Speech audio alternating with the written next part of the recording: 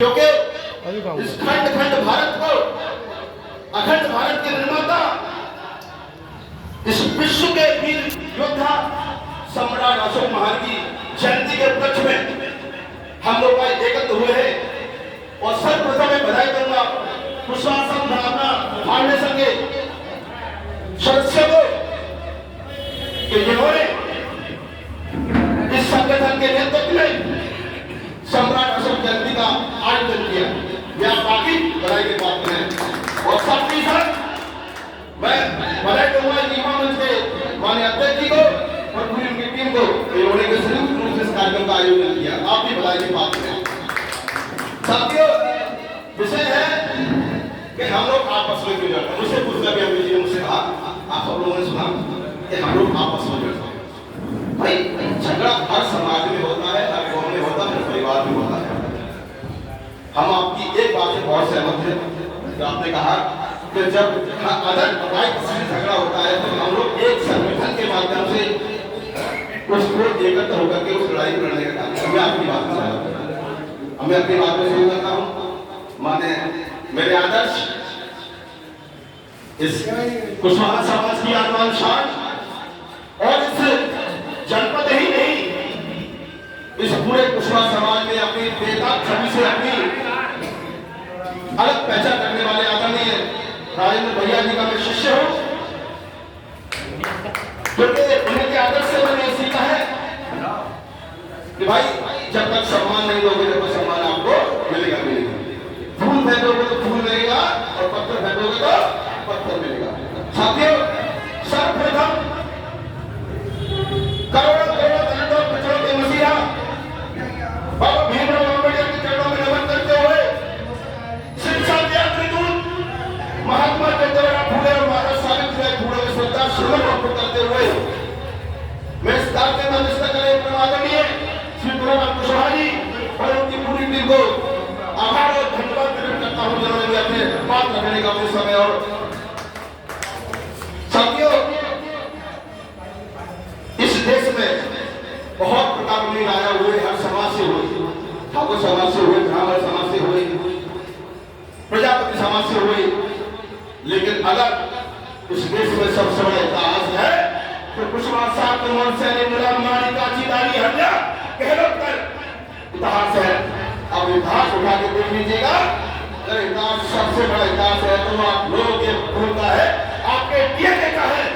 लोग तमाम बातें करते हैं, लेकिन मैं आपको अपने छोटी सी बातों से प्रभावित करने की कोशिश करूंगा कि आज इस देश में अगर किसका इतिहास है मुगल कालीन से पहले तो कुशवाहा साहब का दौर सैनिक का इतिहास है। आप इतिहास पढ़ के देख लेना, इतिहास उठा के देख लेना। लेकिन कुछ लोगों के जो चंद लोग हैं आज कुशवाहा साहब के बहुत सारे इतिहास को दबाने का काम किया। मित्रों,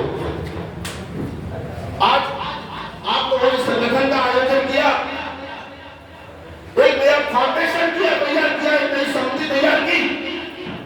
मैं इसका विरोध में नहीं हूं, मैं इसका पक्ष में हूं। एक नहीं 1000 संगठन बनने चाहिए और ऐसे ही आयोजन होते रहने चाहिए जिससे लोगों को जागृत होना चाहिए, लोगों को पता होना चाहिए कि हम लोग कितने शक्तिशाली हुआ करते थे इस देश में। लेकिन चंद जाति के लोगों ने तो कम संख्या में होने के बाद भी आज देश में प्रदेश में 14.5% से 15% का निवास करते हैं इस कुशवाहा साहब और सैनिक समाज के लोग। लेकिन अपने इतिहास को न पढ़ करके उन लोगों के इतिहास में बैठावे में आकर के अपने इतिहास को डूबने का काम कर रहे हैं। मुझे बड़ा हर्ष हुआ, मैं 60 वर्ष की धरती चल करके 40 किलोमीटर चल करके आप लोगों ने राजेंद्र भैया ने आप लोगों को आमंत्रित किया। मैं आपका आभार प्रकट करता हूं। और मैं सिर्फ सोशल मीडिया से पहले भी अवगत कराया था, छोटा कार्यक्रम करो, बड़ा कार्यक्रम लेकर एक कार्यक्रम करो, 10 लोगों का करो, 20 लोगों का करो। आज 20 होंगे तो 200 होंगे, 200 के बाद 2000 भी होंगे।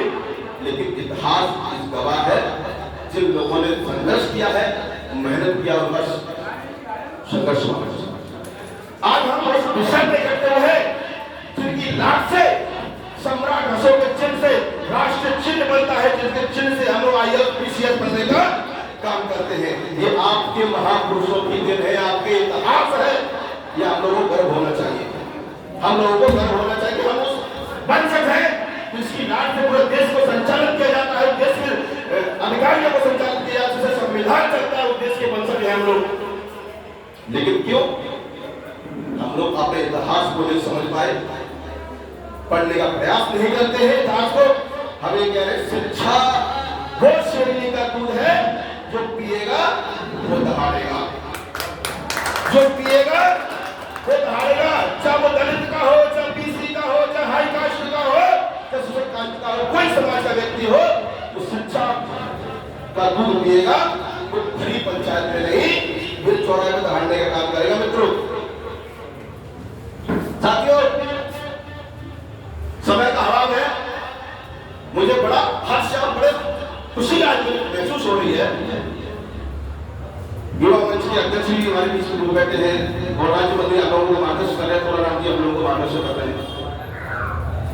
मेरा अंदर से भावना है कि आज 17 वर्षों की जयंती का आयोजन किया है। ऐसे ही महात्मा ज्योतिराव फुले की, माता सावित्रीबाई फुले की जयंती का भी आयोजन आप लोग सब मिलकर करें, एक व्यक्ति नहीं, सभी लोग मिलकर के, क्योंकि इतिहास गवाह है जहां उस काल में हम लोगों को पढ़ने का आरक्षण नहीं दिया जाता था, माता सावित्रीबाई फुले ने महिला को, वो कुशवाहा समाज की महिलाओं को नहीं, संपूर्ण महिला को पढ़ने का अधिकार दिलाया तो माता सावित्रीबाई फुले ने दिलाया। और दलित पिछड़े को अधिकार दिलाया तो महात्मा ज्योतिराव फुले ने दिलाया। साथियों, एक निवेदन और करूंगा आप लोगों के बीच में। मैं आपको बीच में भाषण देने नहीं आया, आपसे मिलने आया, रूबरू होने आया हूं।